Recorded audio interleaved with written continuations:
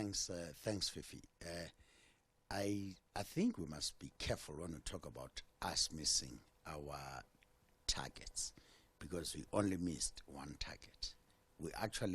I described this year as a year of good delivery. It was sad that we missed one target. Maybe let's actually start off with that. Firstly, we adjusted our Zimbabwean numbers. We actually took the lead in actually adjusting our Zimbabwean numbers. We'd actually not factored that in our targets. We had a challenging environment in South Africa, in particular, a bit in Namibia.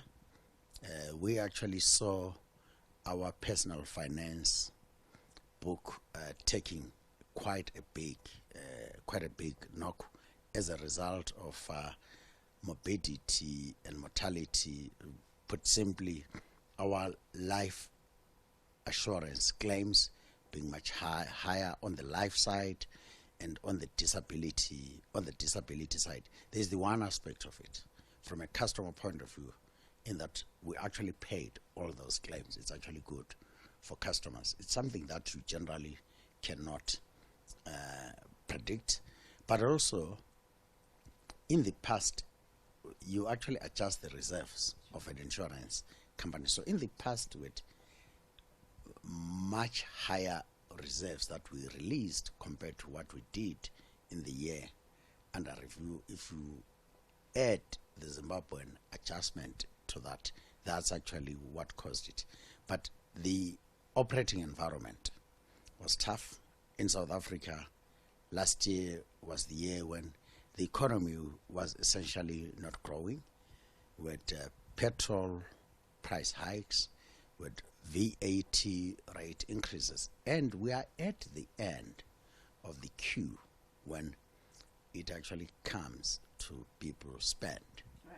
So that's actually what we faced. We did actually very well in all our business units. We actually grew our profits in our Mass and Foundation cluster, in our corporate business, and notwithstanding the big adjustment in Zimbabwe, our rest of Africa profits were still 16% up. After that adjustment, they would have been, I think, over 30% up. Our all mutually insured business, our short-term business, grew by 28%. We had good growth on our in our asset management and wealth business. So we had solid results.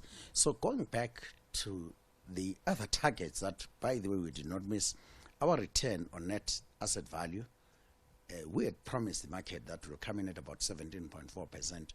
We came in at 18.6%. We told the market that over a 2-year period, we're actually going to take out costs worth R1 billion. In just the 1 year, we took out 750 million, possibly making it easy for us to meet our 2-year target. Our dividend cover, we were actually in the slab bang within our targets. And what's more, we are doing a buyback with 2 billion. I don't think our shareholders were expecting that. We're retaining that. The solvency of our group is at the top end of our range. So I actually think we need to put it in proper context. And thank you so much for setting that context for us. But it would look like that your investors were perhaps expecting a little bit more from you, if judging by the reaction to the share price, down 4% initially, although it has recouped some of those losses. You are confident about the medium-term prospects for Old Mutual. Help us understand exactly what will drive growth in the medium term.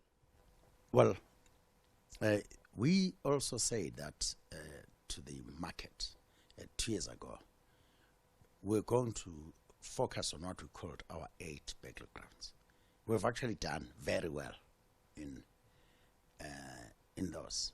So, like I said, our loan book in our Mass and Foundation cluster grew by 37%, I think it was, 12% on our sales. That's very good growth. Our our corporate business is actually growing well. I think we're still going to see continued momentum in the all mutual insure business. And we have been clear that there are significant management actions we need to take in our personal finance business. If we actually turn that around, that should also give us some upside. I'm not suggesting that it's going to be easy. We still have to take out more costs in the business. So it's all around. Sure. But we then have to make sure that this business is future fit.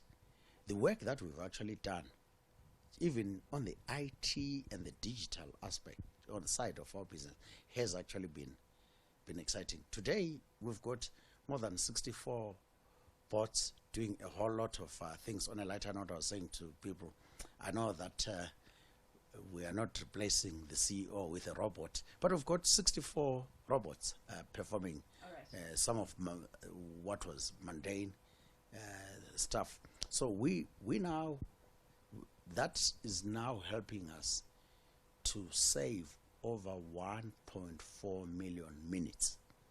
So that's exciting.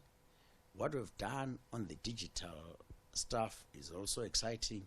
You can now get over 30 products online, all mutual products.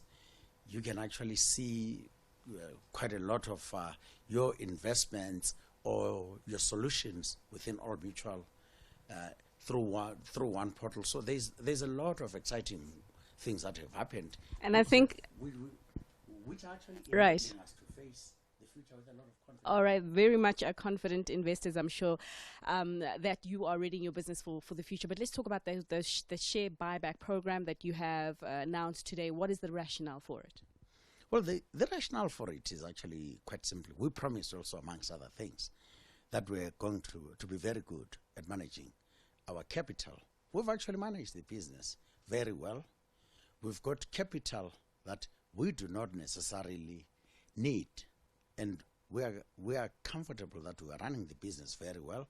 We can actually return some of that capital to our shareholders.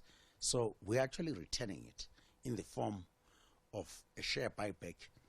Add the special dividend that we paid last year, add the distribution of Nedbank and the ordinary dividends that we paid last year, and the dividend that we talked about today. We are, in this period, will be returning in total almost 52 billion rand to our shareholders. That's a lot of money, of course, and you know that the president is looking for quite a lot of money to get the South African economy growing again. Some say that the reason to embark on the share buyback instead of investing in the South African economy is Old Mutual saying that it is not confident on SA Inc. right now. No, far from it. We are actually saying to our shareholders, we can actually do something.